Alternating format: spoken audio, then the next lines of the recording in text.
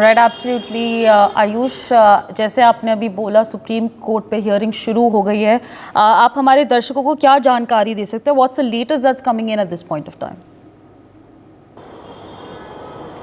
जी बिल्कुल, सुनवाई अब शुरू हो चुकी है। सुप्रीम कोर्ट में अब अरविंद केजरीवाल की याचिका पर नोटिस जारी किया गया है। हर सुनवाई से पहले एक नोटिस सर्कुलर तैयार किया जाता है, वो तैयार हो चुका है। अभिषेक मनु सिंघवी ने ये बात कही है कि जल्द इस पर सुनवाई हो, तो सुप्रीम कोर्ट की तरफ से ये बात कही गई है कि इस तरीके से कार्रवाई नहीं होती है और तरीका जो है कार्रवाई का वो वक्त लेता है और उसी वक्त के हिसाब से कार्रवाई होगी। साथ ही सुप्रीम कोर्ट ने ये बात भी कही है कि ये जो तरीका है दलीलें देने का कोर्ट की सुनवाई से पहले, ये तरीका बचा के रखा जाए। जब दलीलें दी जाएंगी उस वक्त इस आक्रामक तेवर की जरूरत पड़ेगी। ये बात कोर्ट ने स्पष्ट कर दी है अभिषेक मनु सिंघवी को।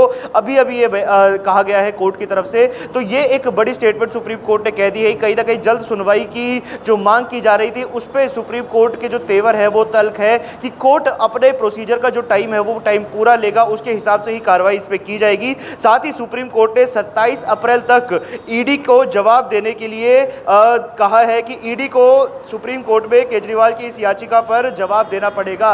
ये सबसे बड़ी ब्रेकिंग इस वक्त कोर्ट से आ रही है कि 27 अप्रैल तक ईडी से कोर्ट ने अभी जवाब मांगा है और इस पर अब आगे कार्रवाई चालू है। जी Right, absolutely, Ayush. What we're learning at this point of time is that, of course, there are statements that have been made. We're learning that, Mr. Abhishek Manu Singhvi, who is, of course, there at the Supreme Court, has said that, the arrest is to disable CM from campaigning. There were selective statements that were leaked.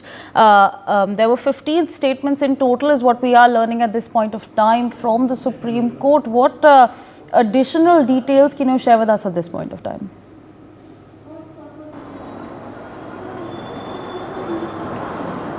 जी बिल्कुल, ये बात कही जा रही थी supreme court की तरफ से अभिषेक मनु सिंघवी को कि जिस तरीके से आपने दलील दी है सुनवाई शुरू होने से पहले, नोटिस जारी होने से पहले ही एक फरमान के तरीके से अभिषेक मनु सिंघवी ने बात बोल दी है कि नोटिस जारी होते ही जल्द सुनवाई की जाए।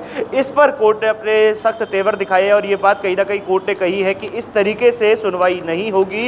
इस तरीके को आप अपने चुनाव प्रचार के लिए बचा कर रखिए, आगे की दलीलों के लिए बचा कर रखिए, लेकिन कोर्ट अपने समय पर सुनवाई करेगा। और जो मैंने अभी पिछली अपडेट आपको दी थी कि ईडी से 27 अप्रैल तक 27 अप्रैल तक जवाब दाखिल करने के लिए सुप्रीम कोर्ट ने कहा है। साथ ही सुप्रीम कोर्ट ने कहा है कि 29 अप्रैल से शुरू होने वाले हफ्ते में इस मामले की सुनवाई होगी, जिसपे ईडी अपनी जो दलील दायर करेगी उस दलील के आधार पर सुप्रीम कोर्ट सुनवाई करेगा।